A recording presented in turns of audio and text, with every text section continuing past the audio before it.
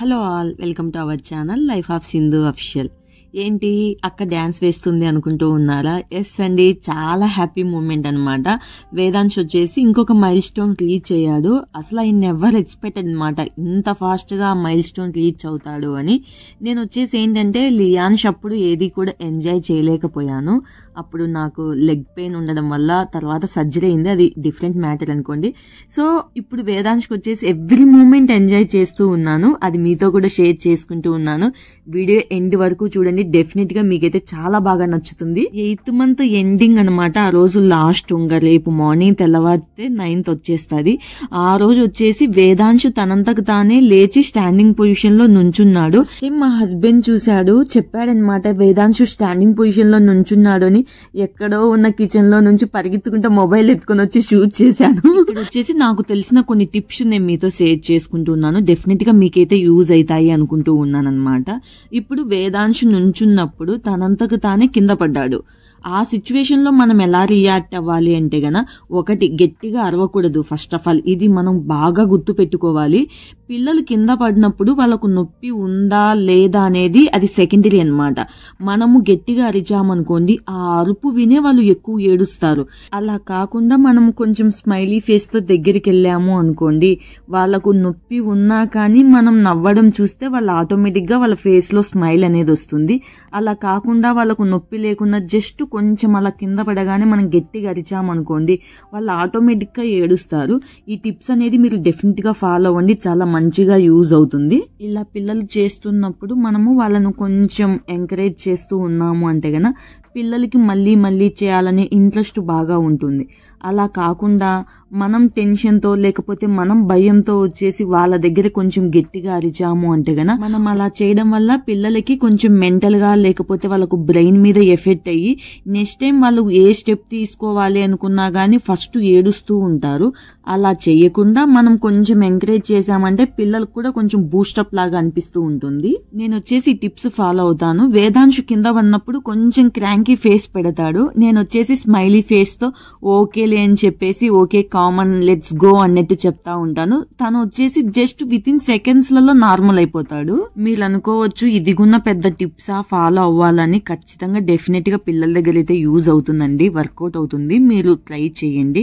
ఇంకొకటి ఏంటంటే గన, మీకేంటక్క ఫ్లోర్ మ్యాట్ ఉంది కాబట్టి పిల్లలకి ఏం కాదు, మనకి ఇండియాలో వచ్చేసి మామూలు టైల్స్ కదా తల పగులుతుంది అని అనుకోవచ్చు. ఏం కాదండి, లియాన్ష్ అప్పుడు కూడా నేను బెంగళూరులోనే ఉన్నాను, అక్కడ కూడా నార్మల్ టైల్స్.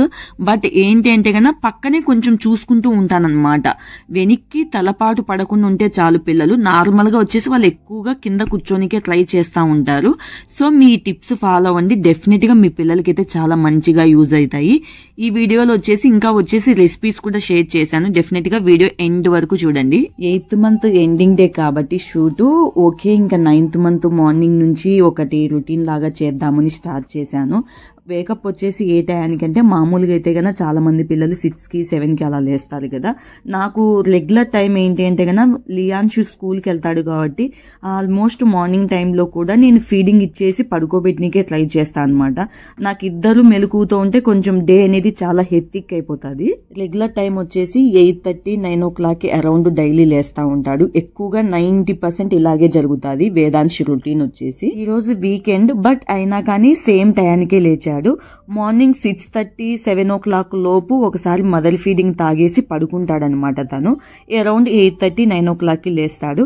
ప్రజెంట్ వచ్చేసి సమ్మర్ స్టార్ట్ అయిపోయింది కాబట్టి మార్నింగ్ లేస్తానే ఫస్ట్ వచ్చేసి హాట్ వాటర్ కొంచెం చల్లార్చిన తర్వాత తాపేస్తాను.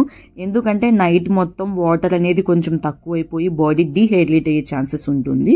అదే కాకుండా ఫస్ట్ బ్రేక్ఫాస్ట్ చేస్తాం కాబట్టి కొన్ని వాటర్ తాగామంటే వాళ్ళకు తిన్నీకి ఈజీగా ఉంటుందన్న ఫీలింగ్ తో ఫస్ట్ వాటర్ వేయడం వల్ల మెయిన్ బెనిఫిట్ ఏంటి అంటే గన మోషన్ అనేది చాలా ఈజీగా వెళ్తాడనమాట. వేదాంశు 95% వచ్చేసి బ్రేక్ఫాస్ట్ ముందే మోషన్ కూడా వెళ్ళిపోతాడు. మార్నింగ్ లేస్తానే నేను ఫస్ట్ చేసే పని ఏదంటే గన డైపర్ తీసేసి సూపర్ బాటమ్ వేస్తాను. నాకు చాలా మంచిది అనిపిస్తుంది ఇలా చేయడం వల్ల. మనం ఎంత డైపర్ అయినా కానీ కొంచెం ర్యాషెస్ వస్తాయని నా ఫీలింగ్. సో ఫస్ట్ నేను చేసే పని ఏది అంటే గన డే స్టార్ట్ అవ్వగానే వేదాంశ్కి సూపర్ బాటమ్ వేసేస్తాను. నేను తినిపించే ముందు తినిపించిన వచ్చిన తర్వాత కూడా డెఫినెట్ గా ఫిజికల్ యాక్టివిటీ అనేది కొద్దిసేపు చేపిస్తూ ఉంటాను. అదే విధంగా బ్రెయిన్ డెవలప్మెంట్ కి కూడా కొన్ని యూజ్ చేస్తున్నాను. అది వచ్చేసి నెక్స్ట్ వీడియోలో నేను మీతో షేర్ చేసుకుంటాను. ఇప్పుడైతే మాత్రం బ్రేక్ఫాస్ట్ ముందు కాబట్టి కొద్దిసేపు ఆడిపిస్తూ ఉన్నాను. చూడండి మీరే, లియాన్స్ కూడా ఇంట్లో ఉన్నాడు. ఎంత అతి అంటే లియాన్స్ కి బాగా గారాబం ఎక్కువ. ఫస్ట్ లియాన్సే కాబట్టి నాకు హెల్త్ బాగాలేకపోవడం వల్ల నేను ఇంకా ఎక్కువ గారాబం చేయడం వల్ల చాలా మొండిగా తయారయ్యాడు. బట్ వేదాంశ్ మాత్రం మరీ అంత అతిగారాబం చేసి మొండిగా తయారవ్వకూడదని కోరుకుంటూ ఉన్నాను నేనైతే మాత్రము. చూస్తే లియాన్ష్ వేదాంశ్ ఇంట్లో ఉన్నారంటే నాకు 24 hours కూడా వీళ్ళని చూసుకోనికే సరిపోతుంది. కొంతమంది రిలేటివ్స్ అలా ఫోన్ చేసి చెప్తా ఉంటారు, ఏం పని ఉంటుంది ఇంట్లో ఖాళీగా తిని కూర్చోవడమే కదా హస్బెండ్ సంపాదిస్తుంటే అని అంటారు. బట్ ఏంటంటే పిల్లల్ని చూసుకోవడమే పెద్ద టాస్క్. ఏమన్నంటే మేము సాకాం కదా, మేము పెంచాం కదా పిల్లల్ని అంటారు. ఒక 20-30 years బ్యాక్ పిల్లలు అంటే మన ఏజ్ చిన్నప్పుడు వచ్చేసి ఇంత గారాబం మనల్ని చేసేవాళ్ళు కాదు మన పేరెంట్స్. సో మనకు అంత మొండితనం అనేది ఉండేది కాదు. ఇప్పుడు పిల్లలకి ఏంటంటే మనం కొంచెం గారాబం చేస్తాము. ఆ గారాబం వల్ల ఏంటి అంటే కన్నా వాళ్ళు మొండిగా తయారైపోతా ఉన్నారు. నాకు తెలిసి ఇది పిల్లల తప్పు అనడం కన్నా యాజ్ ఏ మదర్ గా పేరెంట్స్ తప్పే అన్న ఫీలింగ్ ఎక్కువ అనిపిస్తుంది నాకు. మనం చేసే గారాబం వల్లే పిల్లలు అలా తయారవుతారు. చిన్నప్పటి నుంచి వాళ్ళకు ట్రైనింగ్ అనేది మనం ఇచ్చుకుంటూ ఉన్నాము అంటే గన వాళ్ళకు ఒక డిసిప్లిన్ అనేది అలవాటు అవుతూ ఉంటుంది. ఈ రెసిపీ వచ్చేసి మార్నింగ్ బ్రేక్ఫాస్ట్ గా అయినా పెట్టచ్చు, లేకపోతే నైట్ డిన్నర్ గా అయినా చాలా బాగుంటుంది.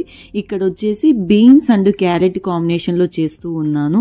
చాలా మంచిదండి, కాంబినేషన్ కూడా చాలా బాగుంటది, పిల్లలకి చాలా బాగా నచ్చుతుంది. 2 బీన్స్ తీసుకొని చిన్న ముక్కలుగా కట్ చేసుకున్నాను. అదే విధంగా క్యారెట్ వచ్చేసి హాఫ్ తీసుకున్నాను. మనం క్యారెట్ కావాలంటే తురుమైన పట్టి తీసుకోవచ్చు.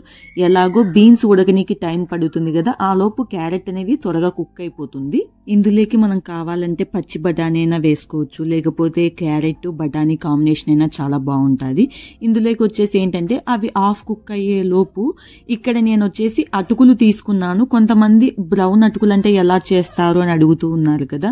బ్రౌన్ రైస్ తో వచ్చేసి బ్రౌన్ అటుకులు తయారవుతాయండి. మామూలుగా బేసిక్ గా అటుకులు అంటే మనకు రైస్ తోనే తయారవుతాయి కదా. వచ్చేసి 2 times బాగా వాష్ చేసుకున్నాను. తర్వాత వాటర్ లో ఒక 2-3 minutes సోక్ చేశాను. ఆ లోపు ఇవి 50% కుక్ అయిపోయింటాయి కదా. అందులోకి అటుకులు మిక్స్ చేసేసి బాగా కుక్ అవ్వాలన్నమాట. అన్ని కూడా అటుకులు, క్యారెట్, బీన్స్ అన్ని కుక్ అవ్వాలి.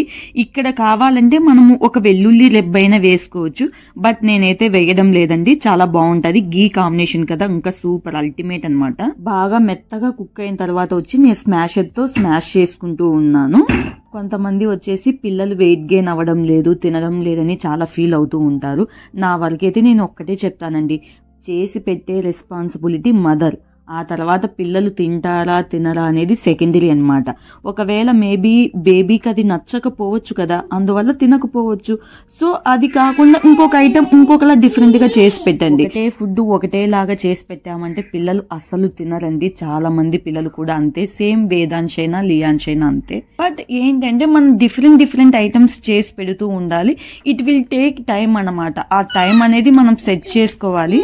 నేనైతే ముందు రోజునైతే ఆలోచిస్తా ఉంటాను, వేదాంశ్కి రేపు ఏ ఫుడ్ చేసి పెట్టాలి, మార్నింగ్ ఏంటి, ఆఫ్టర్నూన్ ఏంటి, నైట్ ఏంటి, ఇంట్లో ఫ్రూట్స్ ఏమన్నా ఉన్నాయా లేదా అని ముందు రోజు నుంచి నేను ఆలోచిస్తూ ఉంటాను.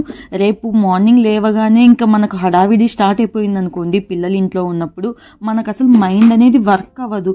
అలాంటప్పుడు ముందు రోజు మనం పడుకునేటప్పుడు డెఫినెట్ గా నేనైతే ఆలోచిస్తాను. ఇది ఒకసారి ప్లాన్ మీరు చేసుకోండి, చాలా బాగుంటది, మంచి రిజల్ట్ వస్తుంది. అలా పోహాతో వచ్చేసి కిచిడి చేశాను. ఇది వచ్చేసి మార్నింగ్ అయినా పెట్టచ్చు, నైట్ అయినా పెట్టచ్చు. నేనైతే మార్నింగ్ బ్రేక్ఫాస్ట్ గా ఇచ్చాను. కొంతమంది ఏంటంటే రైస్ పిల్లలకి స్టోర్ బియ్యం ఉంటాయి కదండి, అవి యూజ్ చేస్తే పిల్లలకి ఈజీగా డైజెషన్ అవుతుంది అనుకుంటూ ఉంటారు. బేసిక్ గా ఏంటంటే ఆ రైస్ అనేది అందరికీ పడవన్నమాట. కొంతమందికి స్టమక్ పెయిన్ వచ్చే అవకాశం ఉంటుంది. సో ఎప్పుడు కూడా మనం ఇంట్లో మంచి బియ్యం వాడుతూ ఉంటాం కదా, అవి మాత్రమే పిల్లలకి ఇవ్వడానికి ప్రిఫర్ చేయండి. ఇవి చాలా మంచివి కంపేర్ టు వాటితో పోలిస్తే. ఇక్కడ వచ్చేసి నేను ఒక 2 spoons రైస్ తీసుకున్నాను. బాగా వాష్ చేసేసి ఒక 1 hour నానబెట్టేసుకున్నానండి. నేను త్వరగానే నానబెట్టేసుకుంటాను ఎప్పుడు కూడా, కొంచెము నానితే ఈజీగా డైజెషన్ అవుతాయి అని. ఎప్పుడు కూడా నేను ఏంటంటే బ్రేక్ఫాస్ట్ అయిపోయిన తర్వాత 10 o'clockకి అలా ఆఫ్టర్నూన్ 12 o'clockకి నేను వంట చేస్తాను, వేదాంశ్కి పెడతాను అన్నా కానీ నేను 10-10:30 అరౌండ్ ఆ టైంలో వచ్చేసి రైస్ నానబెట్టేసుకుంటాను ఆఫ్టర్నూన్కి ఏం కావాలి అనేది. రైస్తో పాటు ఏంటంటే కన్నా స్ప్రౌట్స్ యూజ్ చేస్తూ ఉన్నాను. నేను పెసలు అనేది మొలక కట్టుకొని యూజ్ చేస్తూ ఉన్నాను. చాలా మంచి మంచి రెసిపీస్ అన్ని నేను పోస్ట్ చేయాలి అనుకుంటూ ఉంటాను, కానీ బట్ ఏంటంటే నాకు పిల్లలు ఉండడం వల్ల కొంచెం టైం అనేది సెట్ అవ్వక నేను పోస్ట్ చేయలేకున్నాను. మనము నార్మల్గా పెసరపప్పు యూజ్ చేస్తూ ఉంటాం కదా, పెసరపప్పు కన్నా స్ప్రౌటెడ్ మంచివి అని మనందరికీ కూడా తెలుసు. బట్ ఏంటంటే చాలా మంది అనుకుంటూ ఉంటారు వీటికి పొట్టు అనేది అలాగే ఉంటుంది కదా, సో పిల్లలకి కడుపు నొప్పి వస్తుందేమో అనుకుంటారు. బట్ ఏంటి అంటే పొట్టులో ఫైబర్ అనేది ఎక్కువగా ఉండడం వల్ల పిల్లలకి చాలా మంచిది. ఇంకా చెప్పాలంటే మోషన్ కూడా ఫ్రీగా వెళ్తారు. ఇలాంటి ఐటమ్స్ పెట్టినప్పుడు పిల్లలు మోషన్ అనేది గ్రీన్గా వెళ్తారు కొంచెము. ఇంకొకటి ఏంటి అంటే మోషన్లో వచ్చేసి కొంచెం పొట్టుగా పోయినట్టు ఉంటుంది. అలాంటప్పుడు ఏంటంటే మదర్ భయపడిపోతూ ఉంటుంది ఎక్కువగా, అయ్యో పొట్టు పిల్లలు పోతూ ఉన్నారు కదా, పిల్లలకి డైజెషన్ అవ్వలేదేమో అని టెన్షన్ పడతారు. అసలు అలా టెన్షన్ పడాల్సిన అవసరం ఏమీ ఉండదు అనమాట. చిన్న పిల్లలు అనే కాదు, ఈవెన్ 2, 3, 4 years పిల్లలు కూడాను ఇలాంటివి ఏమన్నా తిన్నారు అంటే కొంచెం అలాగే వెళ్తారు. ఎప్పుడైనా పిల్లలు మోషన్ వెళ్తున్నారంటే మెయిన్ ఏదంటే వాళ్ళు తిన్న ఫుడ్ బేస్డ్ మాత్రమే మోషన్ వెళ్తారు కదా. పిల్లలకి 1 స్పూను స్ప్రౌటెడ్ పెసలు పెట్టినా ఒకటే, 2-3 స్పూన్ల నార్మల్ పెసలు పెట్టినా ఒకటే, సేమ్ ఎనర్జీ లెవెల్స్ అందుతాయి అనమాట. కంపేర్ టు నార్మల్ పెసలు కన్నా ఇవి చాలా మంచివి. ప్రెసెంట్ సమ్మర్ కాబట్టి పెసల వల్ల పిల్లలకి చాలా చలువ చేస్తుంది. డెఫినెట్ గా ఈ రెసిపీ అయితే ట్రై చేయండి. అట్లీస్ట్ ఇలా కాకపోయినా నార్మల్ పెసరపప్పుతైనా ఏవో ఒక రెసిపీస్ చేసి పిల్లలకి పెట్టండి. ఫస్ట్ వచ్చేసి గీ తీసుకొని అందులో జీరా, 1 వెల్లుల్లి తీసుకొని బాగా వేపుకొని అందులోనే ఈ స్ప్రౌటెడ్ పెసలు వేసి బాగా వేపుకున్నాను కాసేపు. అలా చేయడం వల్ల పచ్చి స్మెల్ అనేది రాదు. అందులోకి వచ్చేసి నేను రైస్ వేసేసి కొంచెం వాటర్ అనేది ఎక్కువ పడుతుంది. ఇది కుక్ అవ్వడానికి కూడా చాలా టైం ప్రాసెస్ అనమాట. కొంచెము మీరు కావాలంటే కుక్కర్లో అయినా పెట్టుకోవచ్చు, బట్ నేనైతే కుక్కర్ యూజ్ చేయడం లేదు పిల్లల కోసం కాబట్టి. వన్స్ పిల్లలకు 8th month 9th month వచ్చిందంటే చాలా మంది పచ్చిమిర్చి కొంచెం ఆఫ్ అలా వేస్తూ ఉంటారు. నేనైతే ఇప్పుడు వరకు అయితే యూజ్ చేయలేదండి. ఎందుకు అంటే ప్రజెంట్ సమ్మర్ కదా, సమ్మర్ టైంలో మనకే కొంచెం కారం ఎక్కువ తింటే కడుపులో మంట అనేది ఎక్కువగా వస్తూ ఉంటుంది. పచ్చిమిర్చి అసలు తగ్గిస్తాము వాడడమే. అలాంటిది చిన్నపిల్లలకి మనం గ్రీన్ చిల్లీ యూజ్ చేసామనుకోండి, వాళ్ళకి కొంచెం బాడీ సెన్సిటివ్గా ఉంటుంది మనతో పోలిస్తే. వాళ్ళకు ఇంకా ఎక్కువ కడుపు మంట అనేది వస్తుంది కదా, అందుకోసం నేనైతే యూజ్ చేయడం లేదు పచ్చిమిర్చి అలాంటివి ఏవి కూడాను. ఇంకొకటండి, సాల్ట్ కూడా నేను వెయ్యను. కొంతమంది వచ్చేసి పింక్ సాల్ట్ వేయచ్చా అని కూడా అడిగారు. నేను బేబీ కేర్ టిప్స్లో కూడా చెప్పాను. నేనైతే పింక్ సాల్ట్ కానీ వైట్ సాల్ట్ ఏ సాల్ట్ కూడా యూజ్ చేయను. మార్నింగ్ బ్రంచ్ టయానికి వచ్చేసి నేను ఫ్రూట్ ఇచ్చాను అనమాట, గ్రేప్స్ పెట్టాను. ఇప్పుడు ఈవినింగ్ స్నాక్ వచ్చేసి ఏంటంటే గన పొమగ్రనేట్ జ్యూస్ చేస్తూ ఉన్నాను. పొమగ్రనేట్ జ్యూస్ అనగానే మనం జస్ట్ మిక్సీకి వేస్తామన్నమాట, లేకపోతే జ్యూసర్లో వేసేస్తాము. అలా చేయడం వల్ల ఏంటంటే విత్తనం అనేది నలిగిపోతుంది. విత్తనం నలిగింది అంటే కొంచెం చేదంటే మరీ ఎక్కువ ఏముండదు, కానీ కొంచెం టేస్ట్ అనేది డిఫరెంట్ అయిపోతుంది. అలా మిక్సీకి వేయకుండా ఇలా చేసుకున్నాము అంటే జ్యూస్ అయితే కన్నా టేస్ట్ చాలా బాగుంటుంది. బట్ ఏమంటే ఒక 5 minutes అలా టైం కేటాయించాల్సి వస్తుంది. ఇంకొకటి ఏంటంటే విత్తనాలు అనేది కొంచెము రంధ్రాల కడ్డపడి కారాలంటే కష్టం అనిపిస్తూ ఉంటుంది జ్యూస్. అలాంటప్పుడు సైడ్కి తిప్పామంటే జ్యూస్ అనేది ఈజీగా ఫిల్టర్ అయిపోతుంది. ఈ రోజుకి ఈవినింగ్ స్నాక్ వచ్చేసి పొమగ్రనేట్ జ్యూస్ ఇచ్చాను వేదాంశికి. అదే విధంగా బాబు పడుకునే ముందు ఎవ్రీ టైం వచ్చేసి నేను మదర్ ఫీడింగ్ కూడా ఇస్తాను. అప్పుడుగానే తిన్నా కానీ జస్ట్ 1/2 hour అవ్వచ్చు, 1 hour అవ్వచ్చు, తను పడుకునే సిచ్యువేషన్లో ఇంకా క్రాంకీగా ఉన్నాడు అంటే ఖచ్చితంగా నేను మదర్ ఫీడింగ్ ఇచ్చిన తర్వాతే పడుకోబెట్టేస్తాను. అలా చేయడం వల్ల ఏంటంటే కొంచెం స్లీప్ అనేది వాళ్ళకు డిస్టర్బ్ అవ్వకుండా ఉంటుందన్నమాట. వాళ్ళు కొంచెం కొద్దిసేపు బాగా ఆడుకొని తర్వాత పడుకున్నారంటే జస్ట్ 1/2 hour 1 hourకే లేస్తారు. అలా కాకుండా మనం మదర్ ఫీడింగ్ ఇచ్చేసి పడుకోబెట్టినామంటే కనీసం అట్లీస్ట్ ఒక 2 hours 2.5 hours ఉన్న వాళ్ళకు ప్రాపర్ స్లీప్ అనేది ఉంటుంది. నైట్కి వచ్చేసి ఇడ్లీ చేస్తూ ఉన్నాను. పిండి అనేది ఎప్పుడు కూడా ఫ్రెష్గా అంటే బ్యాటర్ చేసుకున్నాక ఫస్ట్ డే కానీ సెకండ్ డే కానీ అయితే మాత్రమే ఇడ్లీ చేస్తాను. ఆ తర్వాత ఒకవేళ ఉన్నా కానీ బ్యాటర్ దాంతో అయితే నేను వేదాంశికి పెట్టను. దోశ బ్యాటర్, ఇడ్లీ బ్యాటర్ అనేది ఇంట్లో స్టోర్ చేసేసుకుంటాము. 4 daysకి 5 daysకైనా ఉంటుంది. అలాంటప్పుడు దయచేసి అలా పెట్టద్దు. ఫస్ట్ డే సెకండ్ డే మాత్రమే ప్రిఫర్ చేయండి. ఇడ్లీ బ్యాటర్ లేక వచ్చేసి నేను ఇక్కడ క్యారెట్ తురుము పట్టుకుంటున్నాను. మనం బీట్రూట్ అయినా వేసుకోవచ్చు, చాలా బాగుంటుంది. ఇంకొకటి ఏంటంటే ఇందులోకి నేను సాల్ట్ కానీ సోడా కానీ కూడా యూజ్ చేయడం లేదు. చాలా మంది వచ్చేసి ఇడ్లీ ఈజీ డైజెషన్ డైలీ కూడా ఇడ్లీ పెట్టేస్తారంట. ఫస్ట్ బాబు టైంలో నేను విన్నాను, ఒక అక్క చెప్పేసింది, విజయవాడ సైడ్ అక్క. డైలీ ఇడ్లీ పెట్టినా కానీ మనకు పిల్లలకు మరీ అంత హెల్తీ ఫుడ్ కాదు అని నా feeling. Weekly once or twice పెట్టినామంటే చాలండి. రిమైనింగ్ చాలా ఐటమ్స్ ఉంటాయి పిల్లలకి పెట్టనీకి. డైలీ ఇడ్లీనే పెట్టామంటే అందులో ఏముంటుంది, ఉద్దిపప్పు ఒకటే కదా. ప్రోటీన్ మంచిదే, బట్ ఏంటంటే ఇంకా చాలా చాలా ఉంటాయి కదా ఐటమ్స్. ఒక్కటే డైలీ పెట్టడం అనేది కూడా కరెక్ట్ కాదు పిల్లలకి. చాలా మంది ఇడ్లీలోకి వచ్చేసి పాలు కలిపి పెట్టేస్తా ఉంటారనమాట. మరీ సాలిడ్ గా లేకుండా కొంచెం సెమీ సాలిడ్ అవ్వాలని మిల్క్ కలుపుతా ఉంటారు. మిల్క్ కలపకుండా ఇలా డ్రై ఫ్రూట్స్ వేసి కొంచెం చట్నీ లేక ఫ్రూట్స్ పాలు అనుకోండి ఇలా చేసి పెట్టామంటే పిల్లలకి కొంచెం వెయిట్ గెయిన్ కూడా చాలా మంచిగా పనిచేస్తుంది ఇది. కొంతమంది పిల్లలు సన్నగా వీక్ గా ఉంటారనమాట. వాళ్ళు కొంచెమే 1 స్పూను లేక 1.5 స్పూన్ తినేసి తర్వాత తినరు. అలాంటి పిల్లలు కానీ ఇలా డ్రై ఫ్రూట్స్ తో మనం చేసి పెట్టాము అనుకోండి, పిల్లలు చాలా బాగా బొద్దుగా కూడా ఉంటారు. డెఫినెట్ గా ట్రై చేయండి. వీక్ కు 2 టైమ్స్ అన్నా ఇలా చేసుకోండి. నేను 8th మంత్ మిడిల్ లో నుంచి ఇలా ఇడ్లీ పెట్టిన ప్రతిసారి వచ్చేసి డ్రై ఫ్రూట్స్ అనమాట. ఒక్కొక్కసారి కాజు వేస్తాను, ఒకసారి బాదం వేస్తాను, అలా డిఫరెంట్ గా చేసి పెడుతూ ఉన్నాను. కమింగ్ వచ్చేసి ఇంకా మంచి మంచి వీడియోలు కూడా డెఫినెట్ గా నేనైతే తీసి మీకు షేర్ చేసుకుంటూ ఉంటాను.